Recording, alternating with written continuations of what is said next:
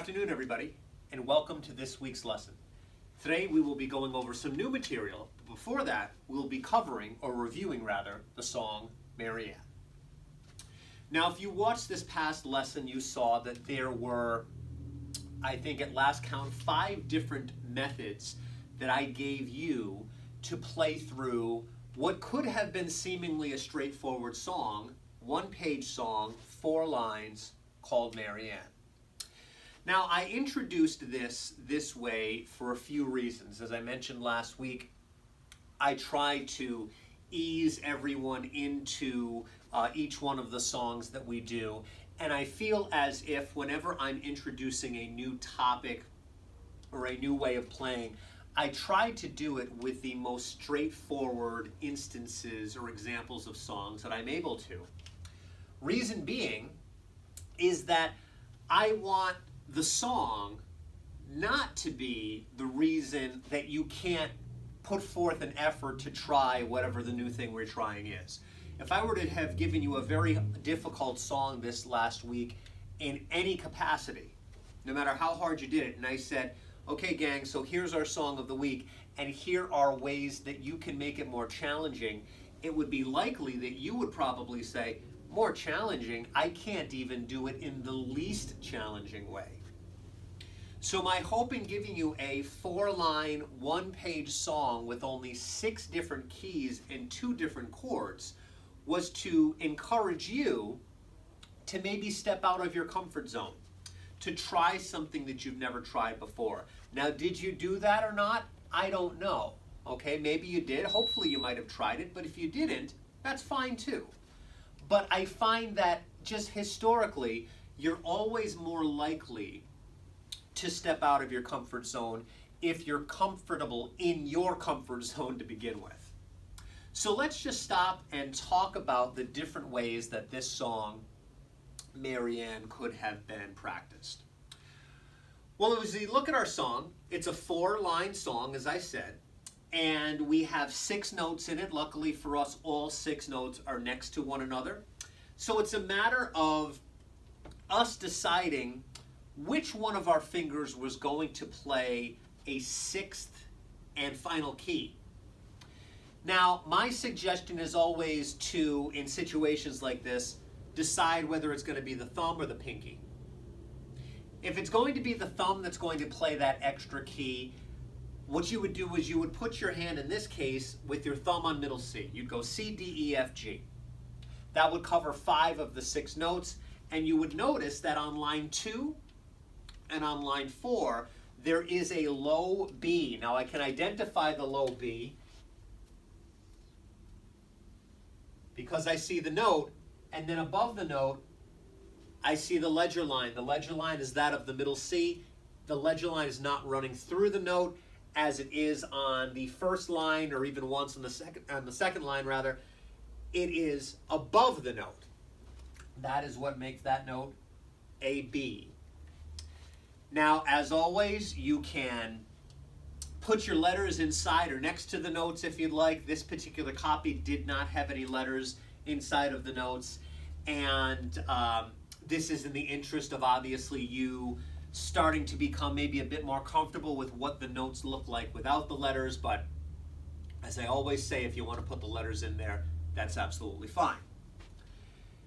So we see that and we see, okay, well, I have to play a B. It's the one finger that I don't have a key on, but my thumb is already on middle C, so what do? I bring my thumb down 1 key so that my thumb covers both the C and any B that I have to play. Inevitably, you'll notice that there's only 2 Bs. There's one on the 2nd line, there's one on the 4th line in the same location. 4 notes in, beginning of the 2nd measure. Okay? Now the music itself suggested you do the same thing. C, D, E, F, G, thumb down to the B. Okay? Now, that's not the only way that it can be done. I find that's most beneficial as well because, for one, you only have to go down to the B twice. 2, the thumb has a bit more dexterity than the other 4 fingers that you have. And option number 2 would be to do what we just spoke about the thumb doing with the pinky instead. The pinky plays a 2nd key. what we would do is we would position ourselves with the thumb on the B. That would mean our index finger is on the C, the middle finger is on the D, ring finger is on the F, the E, and the pinky is on the F. And that will cover, again, the first 5 of the 6 notes, but it will not cover the G, which is actually the second note in the song. So what you would need to do is you would need to bring your pinky up 1 key, so that rather than your thumb playing all of the middle C's and the 2 B's that are below it, your pinky would play all of the F's and any G's that needed to be played thereafter. Okay, now I didn't look at this, but there is the possibility here. Let me just take a quick glance here. It actually does not appear to be the case. I was going to mention the fact that there could be some instances where you have to play the F and the G one after the other, and that does not happen here. But had it happened, that would be cause for concern, because our goal, just as it would be if the thumb moved from the B to the C, which that does not happen either. When you have to play the same finger successively on 2 different keys, it's very easy to make the mistake of not moving it back and forth. And if you don't do that, what ends up happening is all of your fingers end up moving to different keys rather than one on either end, because that's really our goal. At the end of the day, we want to move our hand least, covering the most amount of keys. So again, if it's your thumb, bring the thumb down to the B, leave your other 4 fingers where they need to be, so that would be D, E, F, G, and then the thumb comes back. Thumb goes up and down, okay? If it's the pinky, same idea. Pinky goes up to the G and it comes down to the F. Your other 4 fingers remain where they started, okay? Now I'm not going to spend our time going through all of the different iterations of this song in terms of playing them. Take a look at the end of the prior series video, and you'll be able to see me playing this in a variety of different ways. So I'm just going to quickly touch upon them and the things that you may run into playing them. So if you tackle this from a very straightforward position, it is likely that you are letting the instrument do a lot of the heavy lifting for you, which, if your instrument does that, is well within your prerogative to do. It may be why you bought the instrument that you did. So what you would do is you would go through the process that I went through just now with the right hand, and then your left hand, you'd put your chord system on, whether it be accompaniment, whether it be easy. You could potentially get the whole chord with just 1 finger. So you go ahead and you use the appropriate finger for the C and the G. If you've gone through our program, my suggestion is thumb on the C, your ring finger would be on the G, you'd go back and forth. Okay. Latin rhythm. Marianne is a Latin-based song, so I'd use some sort of Latin rhythm. You may have this song in your song setup if you have an instrument that has a feature like that. You find the name of the song, you hit select, you're done. I think in almost all of the Lowrys, this song is built in. And one of the nice things about the built-in song is you can play along with it. I don't know that you all are aware of the fact that it's not just playing the song for you, the keys still work. So you could go ahead and play along with the song. Okay, now I'll go into a reason you may want to do that in just a couple minutes, but the bottom line is, if you're not familiar with the song, if nothing else, you can take a listen to it and see how it goes. Okay? So again, we have our C, we have our G. Now, if you're playing in this method, maybe you put your tempo somewhere between 100 and 115. It may come up there automatically. I'm using or suggested using the vibes and the piano.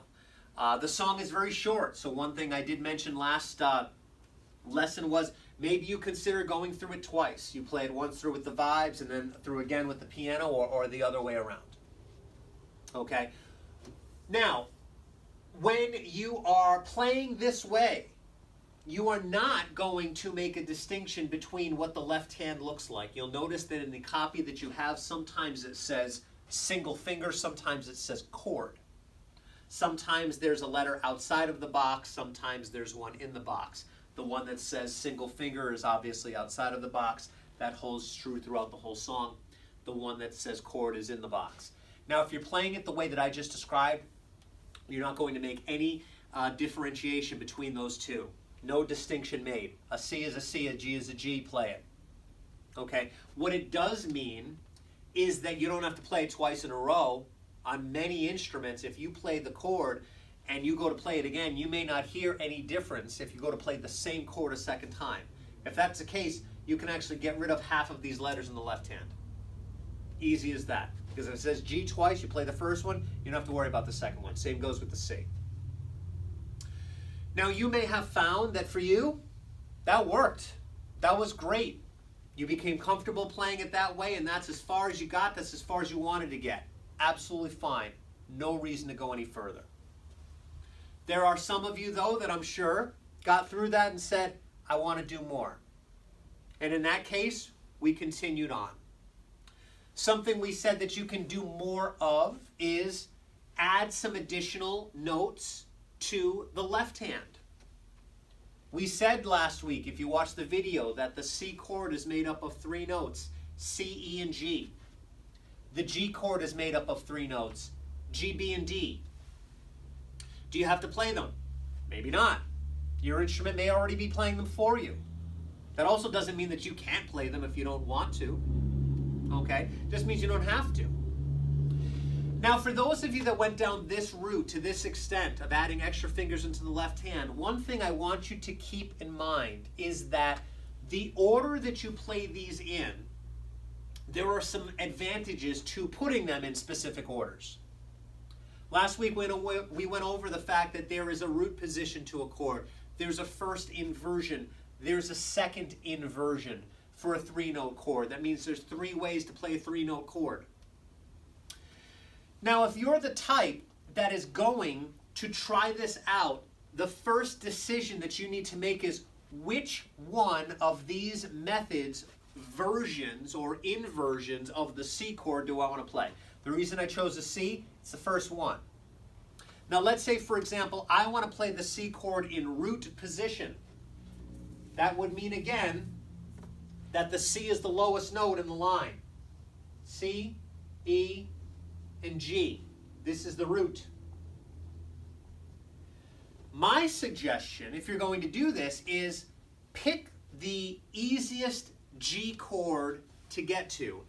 And in my opinion, the easiest G chord to get to is the one that allows you to have to move the least distance from the chord that you're currently on.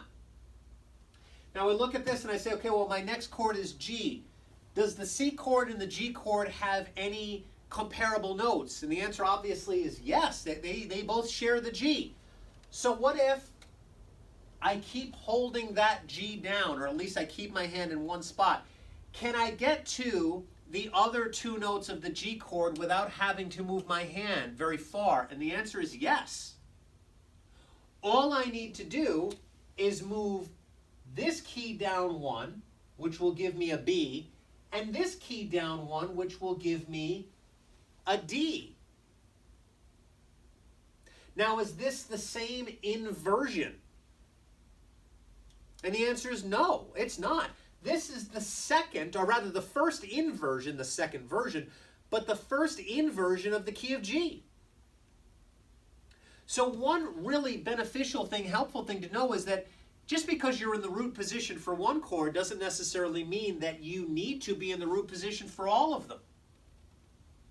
It's a matter of which chord comes next and what is the most direct route to get there. I could keep moving, but if I just have to move 2 fingers, 1 key down, isn't that a lot easier?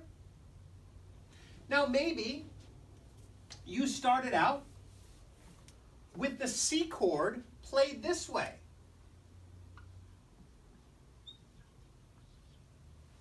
E, G, C. Well, again, I look at this and I say, well, my G chord has a G in it. That's the one in the middle. So what do I do here? Well, the E goes down 1 key and the C goes down 1 key. Now, again, I'm in a different inversion here. But still, one of my fingers stayed the same. Now, which one of these is easier for you? I don't know. Okay, there are some that played it this way. I'll go through the last potential here. They went G, C, E. Well, this one's kind of fun because the pinky, maybe if you're playing the pinky being the lowest note, is there. This one's down one, this one's down one. You just bring the top two fingers down. So before where I said you bring the bottom two fingers down, well, this one you bring the top two fingers down. Okay? The idea, again, is that you keep your hand in one spot. As much as you can, anyhow. Sometimes that's unavoidable. Here, it's not. Okay, so you get through that. The next step in the process we went through, and this for many people was the hardest one. So spend maybe a little bit more time talking about this one and the pitfalls that I noticed this week. One thing that I noticed this week is that I went over something called 8VA last week. 8VA meant to potentially play the notes 8 keys higher. And what some students unfortunately came to the conclusion of was that they were to be encouraged to add an additional note in the right hand, which maybe you did, maybe you didn't. I've seen varying amounts of success with that. And I think that they got that confused with this whole idea of playing an octave higher. And in some instances, there were students that were trying to play keys 8 apart from one another, a whole octave. Now, bless you if your hand is that big, okay, to play 8 keys apart. That's pretty far, okay? There are some students that reached out to me this week and they said, I can't play an octave away, so I didn't do it. And my answer was, well, that's good because that's not what my intention was for you. But for those of you that have that ability to make that reach, you may have tried this. I don't know how much success you had, but that's not what we were looking to do. Okay? What we were looking to do this week was to identify the note in the music, play it an octave up. So we'll start there. First note is an E, the next note is a G, the next note is a C, the next note is an E again. And our goal was to play notes 6 keys lower. Now I'm including the key I started with when I count to 6. So that means there's 4 notes in the middle. The one I'm reading is the high. I'm counting that one as 1. I'm counting down 6 successive keys. And the 6th one is the one I'm looking to add. Now, there's a very interesting thing that happens here because whenever you do these inversions of notes, you're adding, in this case, it's kind of like duet harmony in a way. I know many of you have a button that says duet. Maybe I shouldn't use the word inversion because we're talking about that with the left hand. But we're talking to whenever we speak about the different additional tone that can be added. One really interesting thing is the number always adds up to 9. No matter where you start, it always adds up to 9. Now here's what I mean when I say that. If I'm on a key, and I count 3 keys to the right, and I count 6 keys to the left, I'm going to end up on the same note. And again, that's because I'm counting the one I started on. Now let's say I did a key and I went 5 up or 4 down. It's still going to add up to 9. Okay? So however many I go down, I can count that. To get to the same key an octave above, it's whatever 9 is minus that distance. Or whatever the original distance is minus 9. The idea is that it adds up to 9 one way or the other. Okay? So what we're doing is we're actually adding a note that would maybe consider to be a third away the other direction. That's why I use that word inversion. We're going this way, which is 6 away. Same key, just an octave difference. Okay? Now the reason that I had you move up an octave is because I wanted to give you enough room to try this. Because if you started on the E just above middle C, and eventually you're going to get down to the B below middle C, to have to go 6 keys below that, it's possibly going to run into your left hand. Particularly if you're trying to add extra fingers into the left hand. How do we avoid that? Move up an octave. Okay? Now, as I said last week, one of the reasons that this whole idea behind 8VA exists is to make the music a little bit easier to read from your perspective, because if the notes needed to be played well above middle C, you'd have all of these ledger lines. So you'd see your 5 lines and 4 spaces. Then you're dealing with keys up here. Well, how do I identify those keys? Well, I'd have to be counting all of these ledger lines to figure out what that key was. Basically, what 8VA says is play them as if they were printed down here, or actually play them down here as if they were printed up there. It's probably a better way to put it. Okay, now this is not simple. One thing that I've suggested for students to do is use your pinky thumb, maybe use your pinky ring finger, or rather thumb ring finger if your hand is a little bit larger, but maintain the same fingers for all of the notes. The high finger, be it the pinky, the ring finger, I'd imagine most people aren't going to use the middle, but maybe you did. Whatever that highest finger is, that's the note you see. The thumb is going to be the one that's lower. Maintain the distance, whatever it is. Something that helped visually for a lot of the students that I spoke to was, remember there's 4 notes in the middle. Your thumb is on one, your pinky, middle finger, ring finger maybe is on the other. There's a 4-note span in the middle. Maintain that 4-note span. And I had some students that said by looking at it that way, they only looked at the note they needed to play. The other finger just went.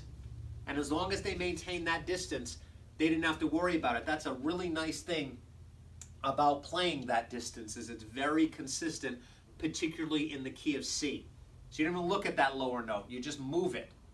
When the high one moves down 2 keys, the low one moves down 2 keys because you haven't widened or shortened the span between. Okay? Not an easy thing to do, but something that could be done. Now here's something that also could be done. There are some of you that have recorders on what you're practicing on. Maybe you record yourself playing one of the notes and then you play live the other one. It's an option. Help you with timing. That'd be a really cool thing to work on. So you play the notes in the right hand and then you say, okay, now I need to play the one 6 down from it. I'm going to try to play those alone and match them up. Many of you are at an advantage where the song may be in the instrument already. A lot of the Lowrys have this song in it. It's been in it forever. Play along with the recording that they made rather than you making a recording. Maybe that's not an option for you. Play along with the one that they made for you. Again, you can play along with these songs. There's a variety of ways that this can be done. But again, the idea is if you're going to do it yourself, try to use the same fingers, keep a 4-note span in between, and make sure you're focusing your attention on the top note. Let the bottom finger just follow suit, and as long as you haven't widened or shortened that span, it will go where it needs to go. Much easier said than done, I know, but that's the idea. Okay? The next option was to take away the Latin background. Now that might sound funny, not particularly maybe to those of you that don't have a Latin background, because you're saying, well, take it away, I never had it. But for those of you that have it, the Latin background sounds really nice. I mean, if you like Latin music, just as the waltz sounds great, and the gospel and the traditional and all of that stuff. But there are many students that either don't have that option that take our program, or they have the desire to try to do some of this on their own. They want to know what goes into these backgrounds. Let's say I was going to make one. How do I do that? Well, now we're talking about taking into account the single notes and the chords, the distinction between the left and the right hand that Marianne had. If it said single note, that meant single key. My suggestion, an octave lower in the left hand. Chord was a chord. Now what that meant is that we were playing a single note, every time it said single note, outside of the box, a low tone, and then we played a chord thereafter. That's why it says C twice and G twice, and it's because it was intended to be a single note for the downbeat, the bass tone, and then a chord thereafter. Now this is about as straightforward as it can get with a 4-note count. But that is how it would go. Single note, chord. Single note, chord. And you'd be creating a background. Now the onus is on you in terms of tempo at that point. It wasn't before. You used Latin, we've used ballads, gospel, country, whatever the case may be. The beat was provided for you. All of a sudden now, you're the beat. Not only are you not relying on the beat, you are the beat. The beat is relying on you because you're the beat. Okay? Very tricky stuff. All right? And I played it for you that way as well, as this movement of the left hand. We went from trying to minimize the movement of our left hand to creating much more movement, because that's what rhythm is. Rhythm is, as we defined last week, a continual movement or motion done over and over again. It's predictable. I can see here that this is very predictable. We have a measure where we have a low note by itself and then the same note within a chord in the next measure. I play them an octave apart because generally a chord really deep does not sound good. Okay, maybe you got that far, maybe you didn't. The last step in the process, which I did not see many students do, got a couple more days until I get all of the submissions in, but I haven't seen much success with this. Not surprising, but that was kind of to be expected. Was my goal for you was to allow you to decide the difficulty that the song was going to give you. And I encourage you to do that every week. Each week I'm going to introduce the song in different ways, and some might be a little bit more straightforward than others, and you may try that out some weeks. There might be some times where you say, that's as far as I can get. There may be others where you say, you know what, I feel like I got this down. Let me try this next way. Well, the next way was putting together the last two ways. You got these note chords in the left hand, and then you have this additional note 6 away in the right hand. Now, if you watched the video last week, I had a lot of movement going around in both of my hands. It sounds really impressive. And that's a really cool thing about this, is you look at this and you say, this looks like a simple song. How did he make it sound so impressive? And that's the beauty of music. You can take what you see on the sheet and interpret it a variety of different ways. You don't always ever have to play exactly what you see. Once you start to recognize, realize, and learn the rules of music, the world's your oyster. You can take something that's fairly complicated and simplify it, or you can take something that can be fairly simple and we'll say complicated, or give yourself more challenges. Okay? As I've said in classes past, that unlike literature, a book's written one way. I mean, there could be different, one might be written in French and one might be written in German, but it's the same printed material. That's not the case in music. If you want to play the song New York, New York, or Marianne, or any song that you can think of, and you can find sheet music to it, there are, I'd imagine, at least, particularly with the way the internet is today, 30, 40 maybe different renditions of very popular songs, done in degrees of difficulty, done in different keys, done intended to be played by different instruments, different musicians. It's not like literature, where everything is basically printed one way. Okay? You make the decision. You decide how difficult you want to make the song. And you can take a song which is relatively straightforward and make it as difficult as you'd like it to be. And I encourage you to take this idea and apply it to other songs that we've covered in the past, or maybe that you've gotten on your own, that you may not even look at anymore. You say, gosh, that's too simple. I don't have to do that anymore. Look at how you can reintroduce, reinvigorate a song and create a new challenge with a piece that you've already done. When we come back, we'll be introducing our new material. Good afternoon, and welcome to our next lesson, Michael Row the Boat Ashore. Today, we are going to be tackling a different rendition of Michael Row the Boat Ashore than the one that you may have received from us way back in the first series of 10 lessons. Now, you may say to yourself, have we run out of material? And the answer is no.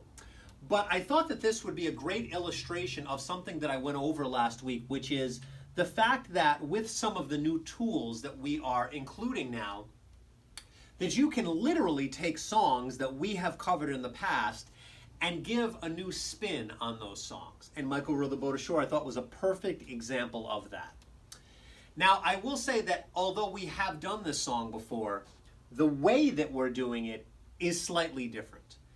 If you were to compare the two different renditions, and that is something that I would strongly suggest doing, as the lesson itself today is going to incorporate both examples, the Michael that we did prior to this point and the Michael from obviously today, are going to be both used this week in the lesson.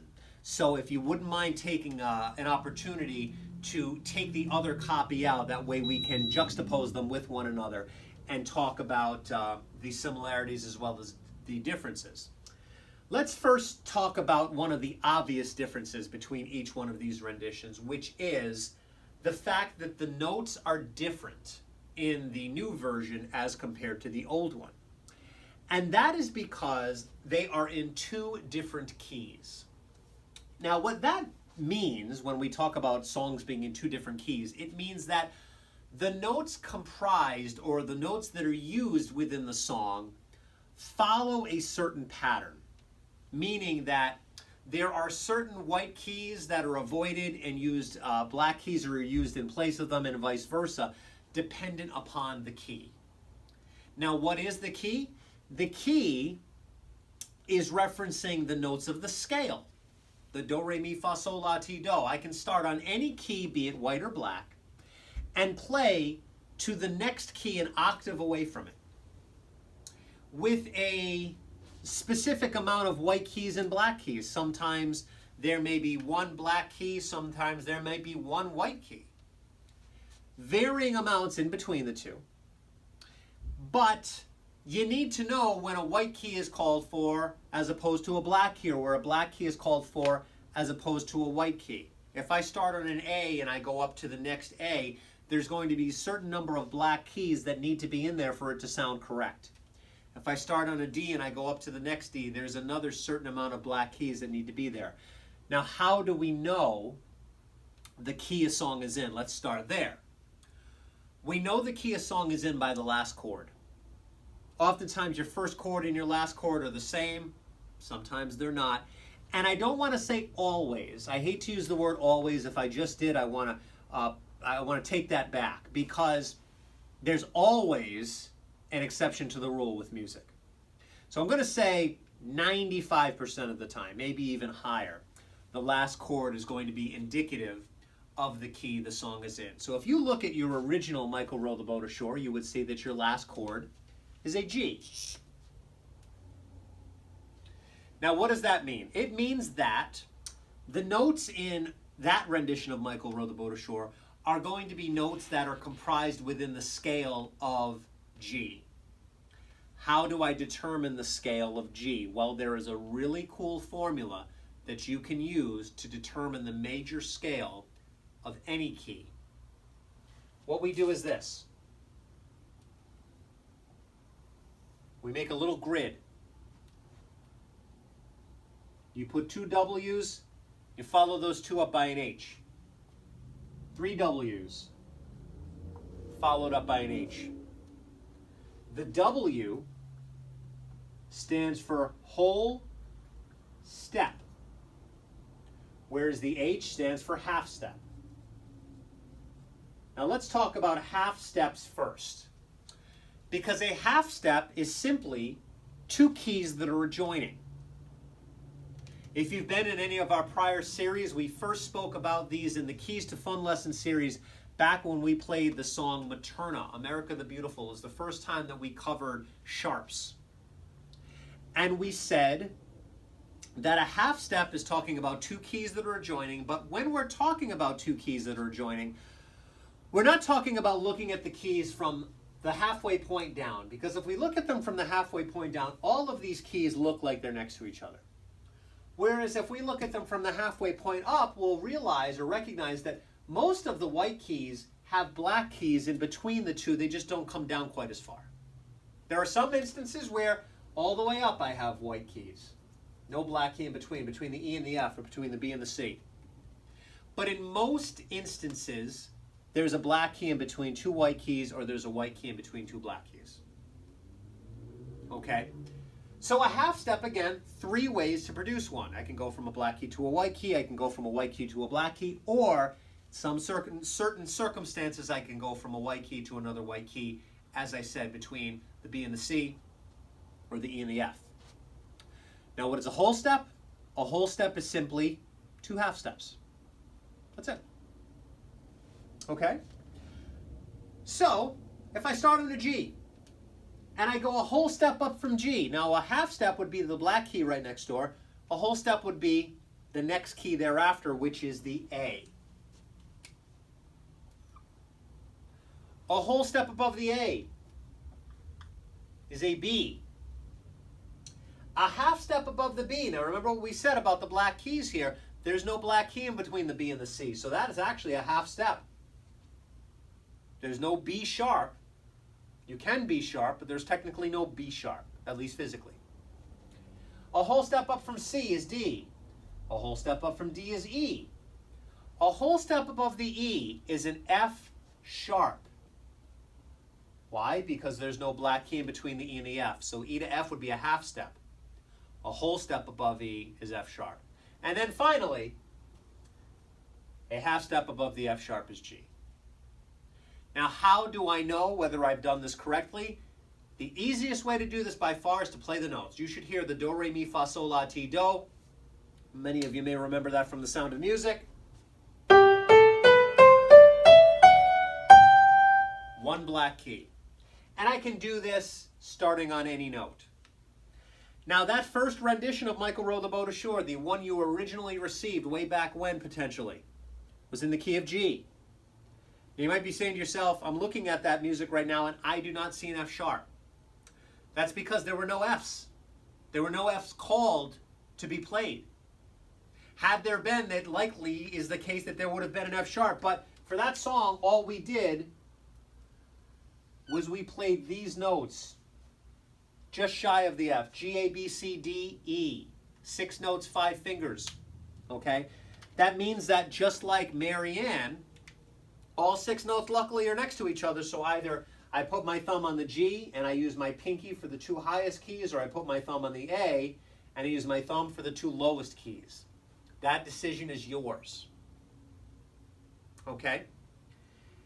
Now the other copy is in the key of C, the new one.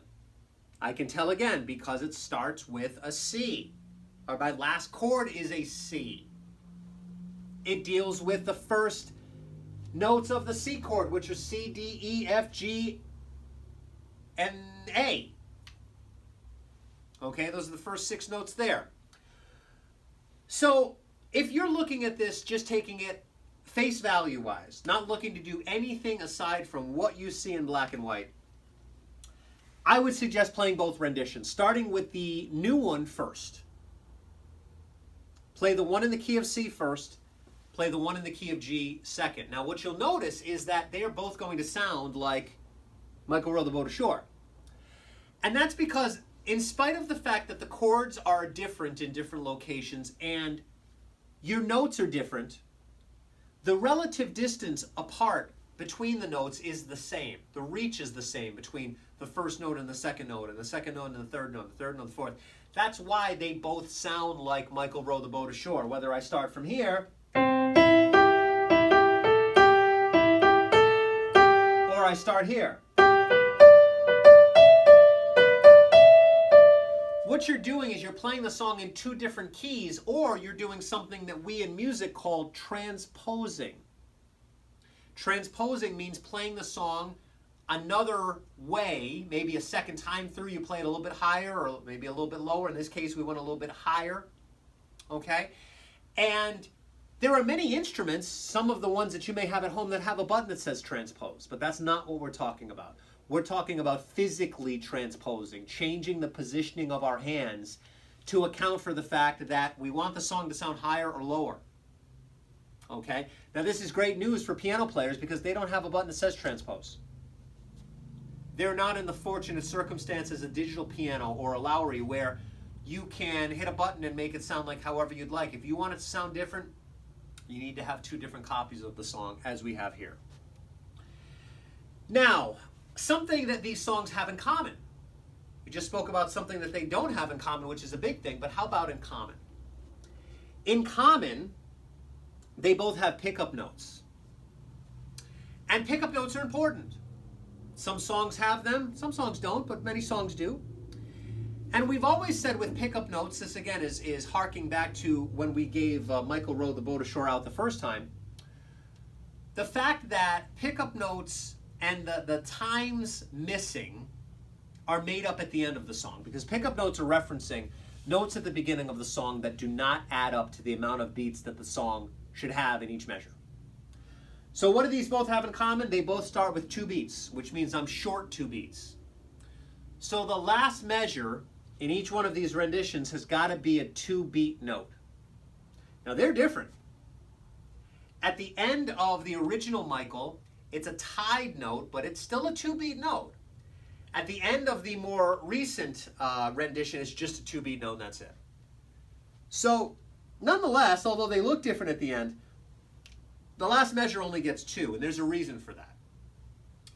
If I am going to play both renditions of this song, the only way that I could do it and not lose my timing is for them both to only have 2 beats in the last measure.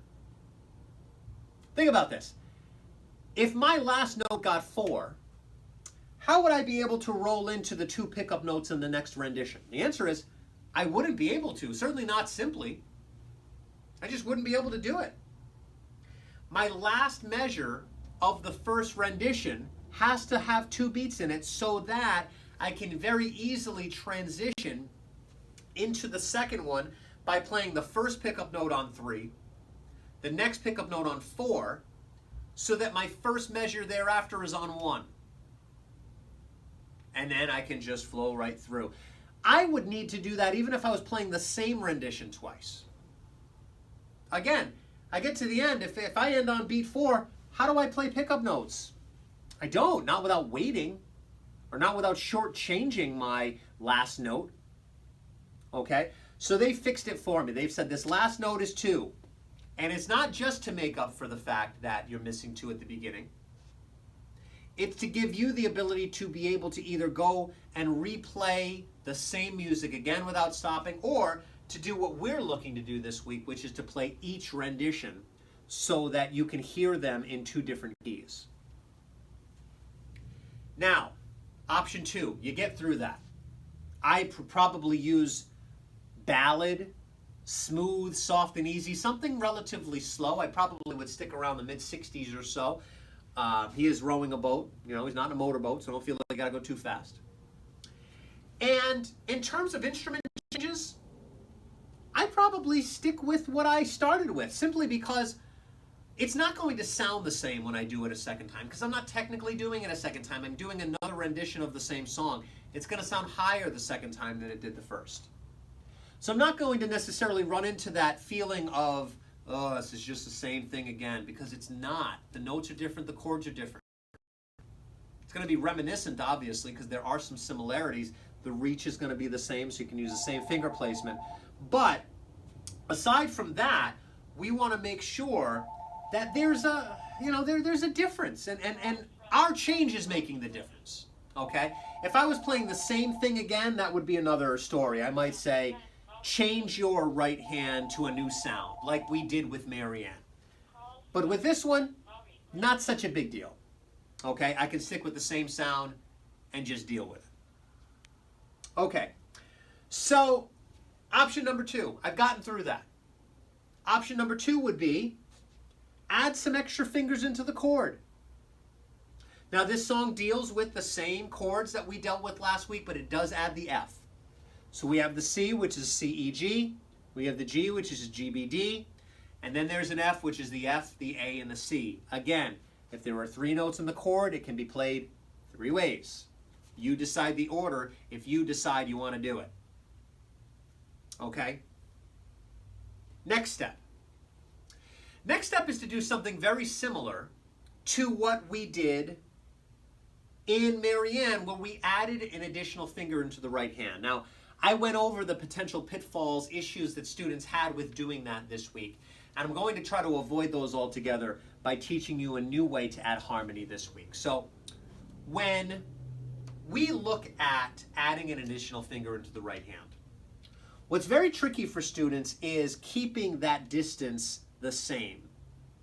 As I think I mentioned in the review, one of the things that students have done well, that have done well with this song, is that they have basically paid attention to the high note that was written, and they didn't just move their fingers independently of one another. They kept them pretty straight.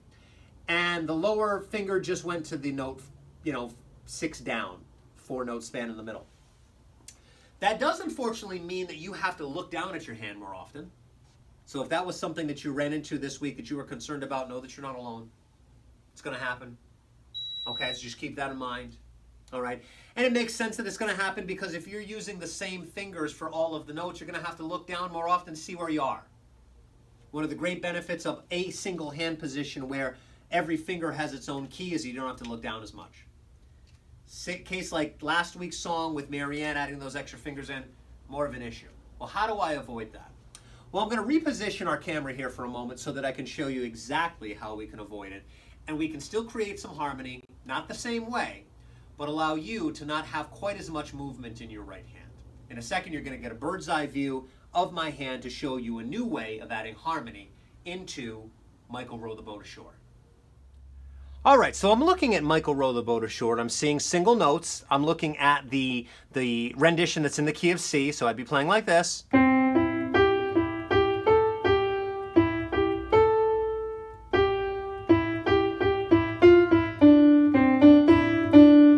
Okay, so I want to add some harmony, but I don't want to have to do that stuff I was doing last week. I found that was a little tricky, but I'd like a new way, maybe a bit more of a straightforward way of doing it. Well, a song in the key of C is always anchored by C. I use Michael, you think of a boat having an anchor. Well, the anchor is the C in a song in the key of C. Everything comes back to C. Your first note is C, your first chord is C, your last note, your last chord is C. That is the most stable note in the song. Everything is based around it. So with that in mind, what you can do is you can add that note to every note in the song with the exception really of two of them. And one of them is questionable. One is absolute. You can't add a C to the C because I can't play the same key and get the same sound and have it sound like two different keys. So that should make sense. The other one is the D. And there are some students that like a little bit of dissonance, musical dissonance, which is notes kind of rubbing each other a little bit the wrong way. But when you play two notes that are so close to one another, it doesn't sound quite right. So I'm going to show you something pretty cool that you can do when you get to the point of needing to play the D. But until we get there, I'm going to take this, and what I'm going to do is I'm going to add a C to every other key that is not a C or a D.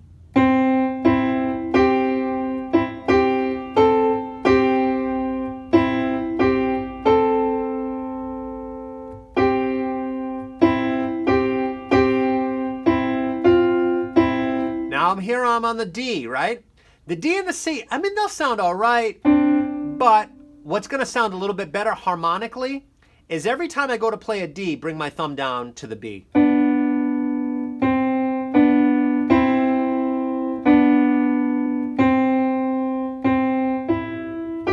So instead of that, we're getting this.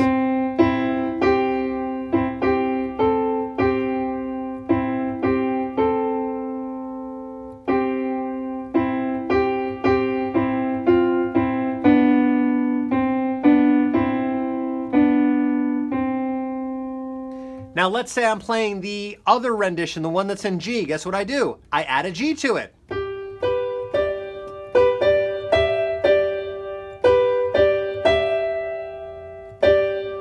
So it's the same idea, same principle there. You're adding the anchor note. Now the great thing is there's none of this movement up and down, and I keep my hand in one spot. The amount of space between the notes does change, and it does get a little trickier when you need to go down and add a note other than the anchor note. But aside from that, this is a way that avoids a lot of the issues that I noticed that came up this week. Okay? Now let me start out for you playing the rendition that you have, that you're just going to play just straightforward. So we're going to start out with this Michael, and then we're going to transition right into the other one, played in black and white. Okay? I'm going to use the smooth rhythm style. It comes up at 65 beats per minute. Here's my left hand. One finger in each hand. You may want to make sure that your keyboard split is set such that you can play this as a note when you need it, and it sounds like this.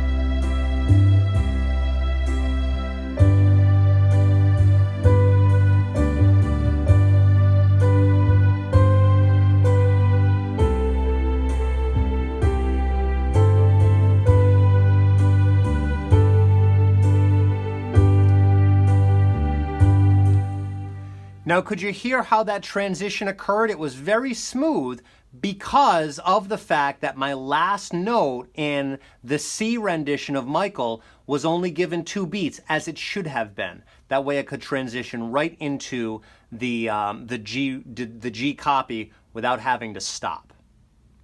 Okay? Now, next option, making a distinction between the single note and the chord. This would be for those of you that don't have a ballad, don't have waltzes, don't have Latin, country or rock and roll, anything like that. You're saying to yourself, I need to create the beat. Or for those of you that have that stuff, you say, I want to create the beat. Well, you have to take into account if it's a single note or a chord. Single note would be a low bass tone. I usually play them on an instrument like the Easy 3, as deep as I can go. And then I play the chord an octave higher. Now, what's different about this song, this particular rendition of Michael, is that it's not just note chord. In Marianne, it was note chord, note chord, note chord. Here, it starts out note, 2 chords, another note, 2 chords, then it's a single note and 5 chords. Big differences between these. Okay, so if I'm going to play this one again, I'm looking to create the rhythm myself, play a low note when it says single note, and then a chord an octave higher. And by doing that, you are creating a beat.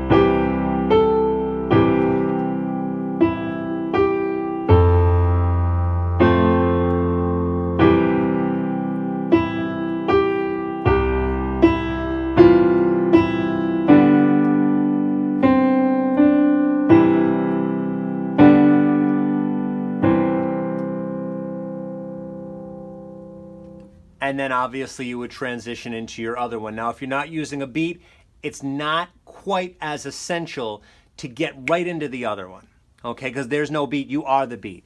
It's not a good thing to take too long. You want to be consistent so that it sounds accurate and it sounds like it was meant to be. But you don't have to stay on quite eggshells as much as you would if you were using the beat, because the beat is very unforgiving. It's one of the greatest things about it, is that it highlights mistakes so that you can fix them. Okay?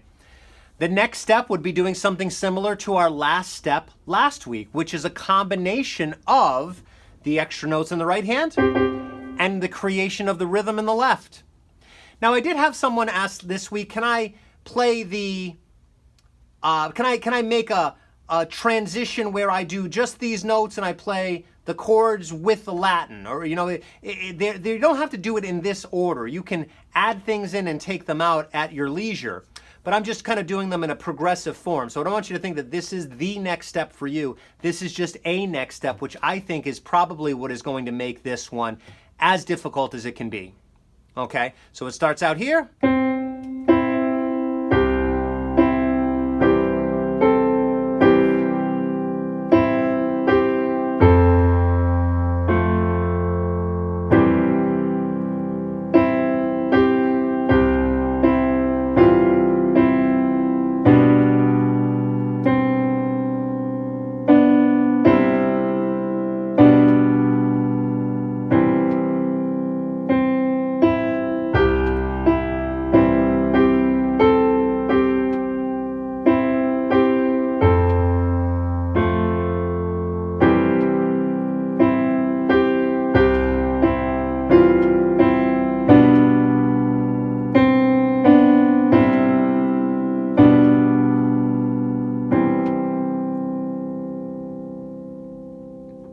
And then obviously you would go through the other one just the same. Okay. Now, I myself lost in the middle there the memory of having to play that C. So it's going to happen to you. Or maybe you're better than me, but I found that I needed to, and I didn't put it on this particular copy for myself, needed to put a note to myself, remember the C's. Okay, sometimes I might suggest even putting them at the beginning of every line, just so it's another remembrance, another way to remember, rather. I have to play the C with all of these notes, if you want to, obviously. There's not anything that needs to be done. It's an optional thing. But this really brings us back to the fact that we can literally take a song we've done before and introduce it such that it makes it appear to be brand new by giving you another challenge. I hope you enjoyed our lesson this week. I hope you didn't think it was just a repeat of something that we've done. It was a way of looking at a song and breathing a breath of fresh air into it. If you have any questions, please feel free to reach out. Otherwise, we'll see you all very soon.